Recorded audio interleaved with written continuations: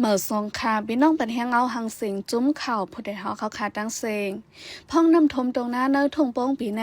เฮ็ดให้ตวนเขาเนาเจ้าหน้าเขาลู่ซุ้มดังน้ำอะไรปาดเขาไว้กำพองซ้ำย้ำเดี๋ยวทบดังหยาบดาได้ขายย้อนว่าขันเขาสารตกแห้งนึ่งจ้อยในไหลหมอกสองเฮงก้อยเล่เฮ็ดให้เจ้าหน้าเขาอำไรขึ้นตื้นล้างในค่ะก็ถึงเดี๋ยวแต่ในกากใครปีไก่ต้องใครขายดีกว่านะเดี๋ยวว่าปีไก่น้องโป้งไม่เหมือนไรอีหรอกอันที่วันทำได้ขายอยู่เดี๋ยวว่าใครขายป้อนนั่นน่ะเนาะแต่ที่วันเพิ่นก็หมางก็ว่าเจ้าเพิ่นมาที่ก็เพิ่นได้เพิ่นมาเอาเนี่ยว่าอันขายไรของที่ทั้งนั้นก็ครับอันทางลีนั่นนะมันมีบริษัทมันมาปั่นกว่าเหก็ลุงนึกหนองเลยค่ะอันตั้งไข่ตั้งหนองวันเรียนเขาได้ซื้อเขาบอกที่น้ำปูไว้ไหนมาปูน้ำคืนเหมือนเรื่องว่าน้ำคืนทำพวกนั้นเขาเลยลูกไส้ไว้ปึกมันก็ทำถูกเลยลูกไส้กลางคืนเฮเลยโตไปเชียง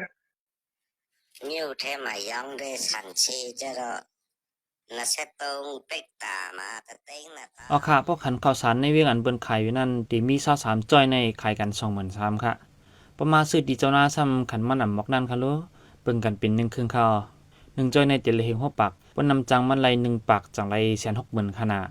ซุ่มค่ะอ้อพวกไหลขาย1จ้อยหมอก2.5จังไหลตื้นลังมันค่ะอ้อ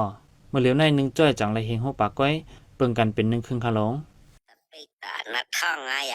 mà ai yên mà đi เจ้าหน้ายังลาแทงว่าตรงหน้า1 เอกาในไหลลงตื้นล้างอ่ำย้อม10 แสนอันไหลลงตื้นล้างซ้ำน้ำอันไหลขึ้นซ้ำป้อแทงลอง1อันเจ้าหน้าในทุ่งโป่งเขาหญ้าพี่นำทมตรงหน้าในมีม้า3 ปีทับกันยาวเลยตาได้ลงตื้นล้างแทงตาปีหน้านั่นก็มีลองไม่เจอกวางเจอตั้งน้ำในค่ะตัว1 เอกาในมาอีหังก็กาเห10 แสนเนี่ยว่าตัว5 เอกาในดิเข่ง50 แสนเนี่ยว่าตัวปีหน้ามาตีเฮ็ดก็หมู่หัวอลังอยากนั่นน่ะเนาะทำปีคาดกันให้ก็ปีอ่อนนั่นก็ตื้อบัดสุลาปีไก่ก็ละเอียดปีไหนก็อันดังไทยต่างรุ่นนั่นเขาตื้อบัดสุลานั่นน่ะเนาะเฮ็ดตกมาแนวตีกำพองทุกวนหนูนี่ว่าตีเฮ็ดก็สิเลยไปทำกำพองอายุนี่ว่าอันเฮ็ดก็ทำทุกจิกๆหมู่ปลาอันที่ต่างรุ่นมาอุตตคาที่อุปกรณ์ในตัวว่าที่หน้าหนามน่ะเขาเจ้าหน้าหลวงเนี่ยตัวเฮ็ดหน้าหนามตีก็เลยกินเลยอยู่ลีนี่งั้นเนาะมือหลิวเนี่ยเขาเฮ็ดหน้าหนามก็แค่ว่าทุกดีทุกขวัญตาหม้อเพิ่มเฮ็ดแรกๆก็หลายอัตมาเฮ็ดหน้าตีก็นึงเฮ็ดนึงหยับมาตีนั่นน่ะเนาะคนตุกมาเฮ็ดหน้าหนามก็นอนลาบ่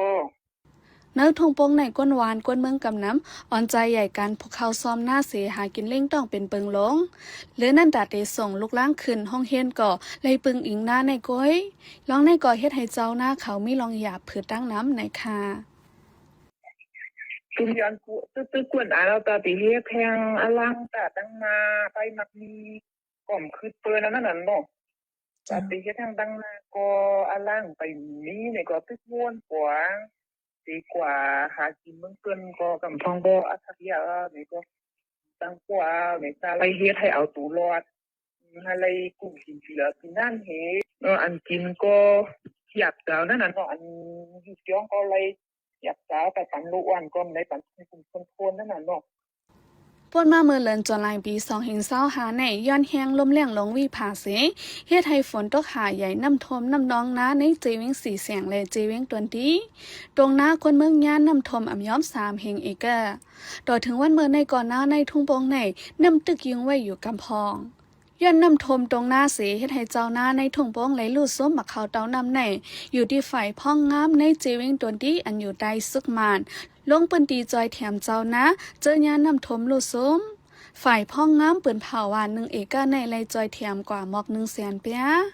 ก้อยกายอยู่ดีก้นเมืองเจอเป็นเจ้าให้เจ้าหน้าเด้ไลห้ามเงินจอยแถมเต็มไลหมอก60,000มันก้อยไหนค่ะปันแห้งจุ้มข่าวผู้ใดฮอกเลยยินโจมขอบใจใหญ่นำค่ะย้อนสู้ปันเฮาพี่น้องเฮาอยู่ลีกัดเย็นรอดเพเขียนกุลองเสกับข้าวนั่งหมูสายหึงขาออเหมือทรงค่ะ